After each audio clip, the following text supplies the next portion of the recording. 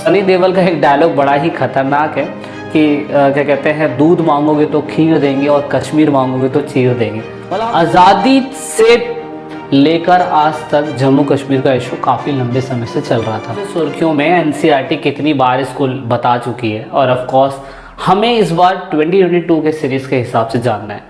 दोस्तों, आप सभी को बता दूं कि जम्मू कश्मीर का इशू ज़रूरी नहीं कि क्लास 12th के अंदर आता हो। जम्मू कश्मीर के इशू के बारे में आप पूरी तरीके से अपनी एनसीईआरटी में भी देख सकते हैं, बट ऑफ कोर्स अपडेटेड नहीं है। तो मैं इस वीडियो लेक्चर सीरीज़ में पूरा जम्मू कश्मीर का इतिहास अभी तक का जो हुआ और उसके बाद सरकार ने इसमें क्या इनपुट दिए, क्या बदलाव करे और क्यों धारा 370 पहले जम्मू कश्मीर को दी गई थी और क्यों फिर धारा 370 जम्मू कश्मीर से हटा ली गई। उसके बाद जब धारा 370 हटा लिया गया तो फिर भारत के अंदर क्या बदलाव हमें देखने को मिले, एवरीथिंग वी विल डिस्कस। और आप सभी को याद होगा सनी देओल जी का एक डायलॉग है कि तुम मुझे क्या कहते हैं, मतलब सनी देओल का एक डायलॉग बड़ा ही खतरनाक है कि क्या कहते हैं, दूध मांगोगे तो खीर देंगे और कश्मीर मांगोगे तो चीर देंगे। मतलब हमने अपनी फिल्मों के अंदर भी जानबूझ के ये दिखाने की कोशिश करी कि कश्मीर का हिस्सा हमारा है, वहीं पाकिस्तान के लोग कहते हैं कि कश्मीर का हिस्सा उनका है। तो दोनों का किनका है वो समझने की कोशिश करते हैं। सो आप सभी लोगों का ई पाठशाला में बहुत बहुत स्वागत है। अगर आप सभी लोग हमारे साथ एनसीईआरटी कंप्लीट करना चाहते हैं, पॉलिटिकल साइंस पूरी तरीके से कंप्लीट करना चाहते हैं क्लास 12 की, तो इंडिया वाली बुक का और साथ में आपको जो वर्ल्ड वाली बुक है वो कंप्लीट सीरीज़ मिलेगी। वीडियो के डिस्क्रिप्शन में लिंक है, आप जाके डाउनलोड कर सकते हैं, देख सकते हैं। नोट्स चाहिए तो ईपी फैमिली आपके साथ हमेशा बरकरार है। तो जम्मू कश्मीर की अगर बात करें तो कश्मीर एक ऐसा प्लेस है जो हिली है और थोड़ा सा प्लेन सरफेस है। ज़्यादातर वहाँ पे हिंदू, मुस्लिम, सिख और थोड़े बहुत मैं कह सकता हूँ बुद्धिज़्म लोग भी वहाँ पे रहते हैं, मतलब बुद्धिस्ट लोग भी वहाँ पे रहते हैं। और यहाँ पे वेरियस लैंग्वेज बोली जाती है क्योंकि ऑफकोर्स बहुत सारे धर्म है तो वेरियस लैंग्वेज तो बोली ही जाएगी। पठानी लैंग्वेज भी यूज़ होती है। और जम्मू की अगर बात करें तो जम्मू थोड़ा सा वैली वाला प्लेस है, वहाँ पे ज़्यादातर मुस्लिम रहते हैं। जम्मू के अंदर वहाँ पे स्मॉल ग्रुप जो है हिंदुओं का था। तो जम्मू के अंदर ये वही वाला इशू चल रहा था, अगर आपको याद होगी, कश्मीरी पंडितों को कश्मीर से निकाला जा रहा था, है ना, जबकि वो कहते हैं कि वो जगह उनकी थी। कश्मीर फाइल भी इसमें मूवी में पूरी तरीके से दिखाती है। तो क्योंकि जम्मू का हिस्सा है तो इसलिए ज़्यादातर यहाँ पे कश्मीरी भाषा जो है वो बोली जाती है। लद्दाख की बात करें तो लद्दाख थोड़ा सा माउंटेन प्लेस है, वहाँ पे ज़्यादा पॉपुलेशन होती नहीं है। बुद्धिस्ट और मुस्लिम लोग वहाँ पे ज़्यादा रहते हैं। तो क्योंकि मुस्लिम मेजॉरिटी जम्मू के अंदर भी है और लद्दाख के अंदर भी मुस्लिम मेजॉरिटी है, तो यही इशू कई सालों तक चलता रहा कि अगर हम बात करें 1947 की आज़ादी के बाद तो अंग्रेज़ों ने पूरी तरीके से क्या करा, अंग्रेज़ों ने देसी रियासतें के लोगों के लिए एक ऑप्शन छोड़ दिया। ऑप्शन ये छोड़ा कि भैया जितने भी राजा रजवाड़े हैं या तो पाकिस्तान के साथ चले जाएं, या तो हिंदुस्तान के साथ चले जाएं, या तो अपना खुद का स्वतंत्र स्टेट बना ले। ये बात हुई थी, ऑफ कोर्स यही हो रही थी। तो हुआ क्या प्रॉब्लम यही हुआ कि यहाँ पे जैसे ही ब्रिटिश शासन खत्म होता है, वहाँ के राजा हरि सिंह जो 23 सितंबर 2025 से लेके जून 1949 तक राजा हरि सिंह जो थे वहाँ के राजा थे। अब जैसे ही भारत देश आज़ाद होता है 1947 के अंदर, कब होता है 1947 में, आपको टाइमलाइन बहुत ही क्रिस्टल क्लियर पता होनी चाहिए कि 1947 में जैसे ही आज़ादी मिलती है हमें, तो उसके बाद फाइनली ये देखा जाता है कि राजा हरि सिंह क्या भारत के साथ विलय होना चाहते हैं या नहीं। तो अगर राजा हरि सिंह भारत के साथ विलय नहीं होना चाहते हैं तो करेंगे क्या। उन्होंने कहा जी अभी हमें थोड़ा सा सोचने की ज़रूरत है। जैसे हैदराबाद के निज़ाम बोलते हैं ना कि हमें सोचने की ज़रूरत है, राजा हरि सिंह ने भी यही कहा कि हम सोच के बताएंगे। तो पाकिस्तान के लीडर ये कहते थे कि भैया सोच के बताएंगे तो ठीक है। पाकिस्तान के उस समय नेता बोलते थे क्योंकि कश्मीर के अंदर मुस्लिम की डोमिनेंस ज़्यादा है तो ऑफकोर्स कश्मीर का हिस्सा पाकिस्तान का हुआ। और जो कश्मीर के अंदर लोग रहते हैं उनका मेन मकसद ये था कि भाई महाराजा जो है वो अपना खुद से क्या कहते हैं छुटकारा नहीं पाना चाहते हैं महाराजा से, लेकिन ऑफकोर्स वो पाकिस्तान के जुड़ने के खिलाफ थे। वहाँ के लोकल लोग, अब जो मिलिटेंट लोग हैं वो तो कोई भी मैसेज दे सकते हैं, लेकिन लोकल लोगों का कहना था कि महाराजा का शासन रहना चाहिए। कई सालों से महाराजा का शासन है तो अभी क्यों ख़त्म हो जाए। इसी वजह से आप देखेंगे वहाँ के लोगों की यही डिमांड थी।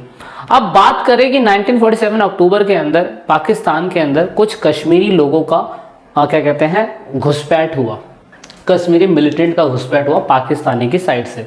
अब महाराजा जो थे वो कह रहे थे कि इंडिया को हमारी मदद करनी चाहिए, लेकिन ऑफ कोर्स इंडिया कैसे मदद करेगा, क्योंकि इंडिया की टेरिटरी में तो वो है आता नहीं था। राजा ने बोला कि सोच के बताएंगे। जब 1947 अक्टूबर के अंदर वहाँ पे घुसपैठिए ट्राइबल्स लोग या कुछ मिलिटेंट लोग घुस जाते हैं, तो ऐसे टाइम पीरियड में महाराजा जो है वो ये कहते हैं कि भारत को इस बार जम्मू कश्मीर की मदद करनी चाहिए। लेकिन वो ये कहते हैं कि देखो हम मदद तो कर देंगे, हमारी आर्मी तो चली जाएगी, लेकिन आपको हमारे भारत का पार्ट बनने की ज़रूरत है। यहाँ पे ये इतिहास के अंदर अलग अलग तरीके से दिखाया जाता है कि किस तरीके से यहाँ पे थोड़ा सा आप दिमाग लगा लीजिए, यहाँ पे हमारे देश को बनाने वाले, अखंड भारत का निर्माण करने वाले सरदार वल्लभ भाई पटेल थोड़े से दिमागदार निकले। उन्होंने कहा जी आप इंस्ट्रूमेंट ऑफ एक्सेशन पे साइन कर दीजिए, साइन करने के बाद ये होगा कि इंडिया की जो गवर्नमेंट है ना वो एक तरीके से एग्री हो जाती है कि हम आपके टेरिटरी में आपके लोगों की मदद करने के लिए तैयार हैं। तो इस तरीके से क्या हुआ, उन्होंने साइन कर दिया इंस्ट्रूमेंट ऑफ एक्सेशन पे। इंस्ट्रूमेंट ऑफ एक्सेशन पे साइन करने का मतलब ये होता है कि भैया आप भारत के पार्ट बन चुके हो। महाराजा जी ने साइन कर दिया। साइन करने के बाद वहाँ पे जनमत संग्रह हुआ। जनमत संग्रह होने के बाद देन फाइनली कश्मीर जो था वो इंडिया का पार्ट बन जाता है। और उसके बाद क्या कहते हैं, आप कह सकते हैं कि मतलब हम जो युद्ध हो रहा था पाकिस्तानियों से, छोटा मोटा घुसपैठ जो हुआ था वो हम बचा लेते हैं। इस तरीके से जो इंडियन आर्मी थी कश्मीरी घुसपैठियों को खदेड़ निकालती है, वापस फेंकती है, और उसके बाद वहाँ से नेशनल कॉन्फ्रेंस की सरकार बनती है। अगर आप देखें तो शेख अब्दुल्ला जो है वहाँ पे पहले प्राइम मिनिस्टर बनते हैं जम्मू कश्मीर के। अब राजा का शासन खत्म हुआ, यहाँ तक चीज़ें क्लियर हो जानी चाहिए आपको। शेख अब्दुल्ला काफ़ी लंबे समय तक बने रहे, लेकिन वहाँ पे इंटरनल और मैं कह सकता हूँ एक्सटर्नल मतलब आंतरिक और बाहरी डिस्प्यूट होते रहे। मतलब बाहरी डिस्प्यूट ये होते रहे कि पाकिस्तान हमेशा क्लेम करता है कि ये टेरिटरी पाकिस्तानियों की है और उसके बाद ये पार्ट पाकिस्तान के अंडर में आना चाहिए और पाकिस्तान इसे आज़ाद कश्मीर बोलता है। इसीलिए बहुत बार नारे लगे हैं, हम लेके रहेंगे आज़ादी, भारत मांगे आज़ादी, जम्मू कश्मीर मांगे आज़ादी, पाकिस्तान मांगे आज़ादी, ये नारे चलते रहते हैं। मेन मकसद कश्मीर वाला पार्ट पूरी तरीके से किसका होना चाहिए, मुसलमानों का, लोगों का ऐसा मानना है। लेकिन हाल फिलहाल अगर बात करें कि जब भाई वहाँ पे राजा ने साइन कर दिया, वहाँ पे नई सरकार बन गई, फिर भी कहीं ना कहीं डिस्प्यूट चलता रहा। ये था बाहर का डिस्प्यूट। आंतरिक डिस्प्यूट अगर बात करें तो डिस्प्यूट था आर्टिकल नंबर 70 को लेके, 370 को लेके। मेन सबसे बड़ी बात ये थी कि कश्मीर के बाहर के लोग आर्टिकल नंबर 370 सिद्धांतों के संघीय शासन के खिलाफ थे। देखो भारत ने ये कहा कि जब तक सही तरीके से डिस्प्यूट का हल ना निकले, हम ऐसा कर सकते हैं कि जम्मू कश्मीर के ऊपर हम धारा 370 लगा के उसको एक अलग कॉन्स्टिट्यूशन में या अलग एक मैं कह सकता हूँ दायरे में डाल सकते हैं। तो यही हुआ भी, लेकिन ऑफ कोर्स इससे कश्मीरियों को शिकायत हुई। वहाँ पे जनमत संग्रह नहीं कराया गया, वहाँ पे बहुत सारी मैं कह सकता हूँ ऑटोनॉमी जो जम्मू कश्मीर को मिलनी चाहिए वो नहीं मिली। पूरी तरीके से राज्य के अंदर लोकतंत्र की व्यवस्था स्थापित नहीं हो पाई। 1948 में शेख अब्दुल्ला जो है ऑफ कोर्स वो एक फ्रेंडली प्रोग्राम चलाते हैं, लेकिन आप कह सकते हैं कि सही तरीके से कश्मीर की विशेष स्थिति में कोई सुधार नहीं आ पाया। इसकी वजह से क्या हुआ, शेख अब्दुल्ला को बर्खास्त कर दिया गया सेंट्रल के द्वारा, और ऑफ कोर्स फिर बाद में नई कांग्रेस के सपोर्ट में नई सरकार बनने की शुरुआत हो गई। लेकिन फिर भी अगर आप देखें तो 1997 के अंदर शेख अब्दुल्ला दोबारा वापस आते हैं और फारूक अब्दुल्ला जो है चीफ मिनिस्टर बनते हैं उनकी डेथ के बाद। लेकिन आप यहाँ पे देख लीजिए, अपनी फारूक अब्दुल्ला जो है वो चीफ सीएम बनते हैं। याद ज़रूर रखना, शेख अब्दुल्ला के बाद फारूक अब्दुल्ला। अब यहाँ पे मेन बात पता है क्या है, मेन बात यहाँ पे आपको जानने वाली बात ये है कि जो भी धारा 370 लगाया गया ना, तो धारा 370 के अंदर बात ये हुआ कि हमने ये कहा कि हम पूरी तरीके से एक सही तरीके से इलेक्शन करवाएंगे ताकि लोगों के अंदर ये विश्वास पैदा हो सके कि जम्मू कश्मीर में सही तरीके से क्या कहते हैं लोकतंत्र की स्थापना हो सकती है। लेकिन लोगों का आक्रोश इतना ज़्यादा था कि ऑफ कोर्स मिलिटेंट सपोर्ट बार बार जम्मू कश्मीर में मिलता रहा, इसलिए सही तरीके से लोकतंत्र की स्थापना नहीं हो पाई। भारतीय लोगों ने 1989 के अंदर मिलिटेंट मूवमेंट को बहुत स्ट्रॉन्ग करने के बजाय उसे ख़त्म करने की कोशिश करी। भारतीय सरकार पूरी तरीके से जो भी सपोर्ट पाकिस्तानियों की तरफ से कश्मीर में आ रहा था 1989 में उसे ख़त्म करने की कोशिश करी थी। लेकिन फिर भी जम्मू कश्मीर के अंदर समय के साथ साथ बहुत बार अलग होने की डिमांड आती रहती थी वहाँ पे पाकिस्तान के साथ विलय होने की डिमांड आती रहती थी। लोग कहते थे कि जम्मू कश्मीर को एक ऑटोनॉमस बॉडी बनानी चाहिए और ऑफ कोर्स उसको पूरी तरीके से जम्मू कश्मीर को एक अच्छी लद्दाख के कंपैरिजन में अच्छा पावर देना चाहिए।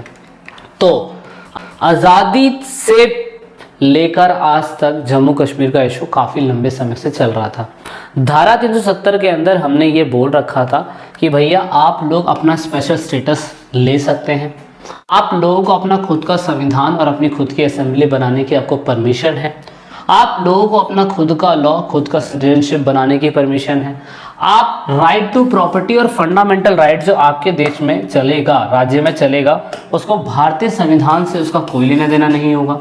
दूसरे स्टेट के लोग मतलब जम्मू कश्मीर के अंदर आके प्रॉपर्टी खरीदना चाहते हैं तो प्रॉपर्टी नहीं खरीद सकते हैं। सेंट्रल आपके फाइनेंशियल इमरजेंसी, अगर पूरे देश में अगर इमरजेंसी लगी हुई है तो आर्टिकल 360 जो है प्रधानमंत्री और राष्ट्रपति शासन जो होता है वो यहाँ नहीं लगेगी।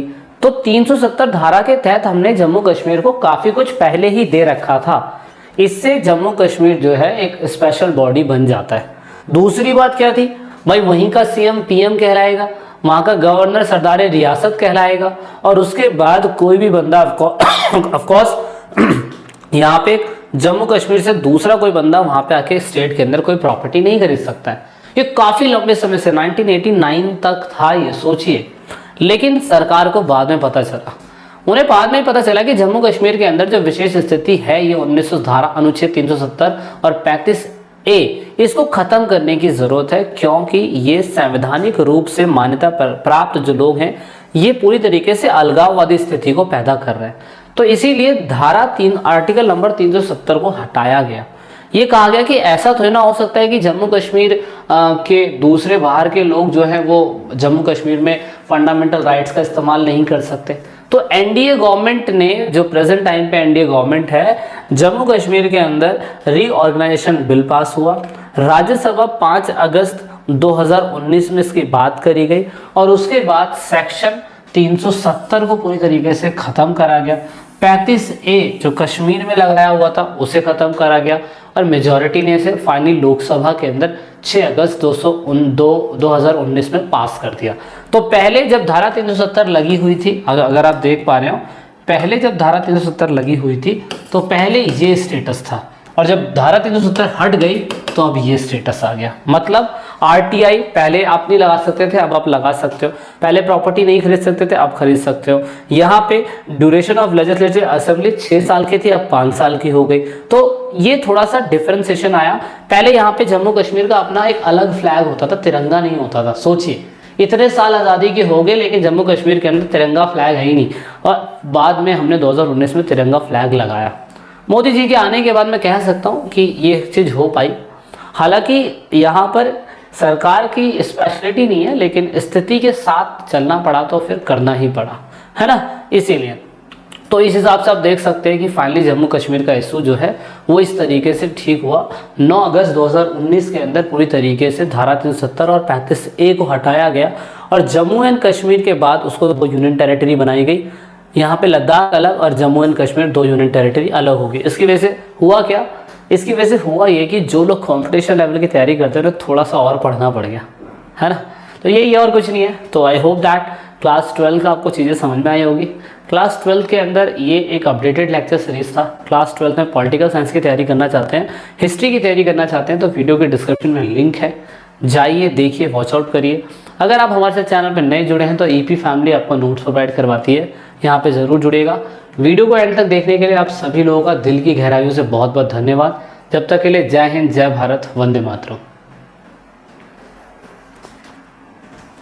Hello hello hello.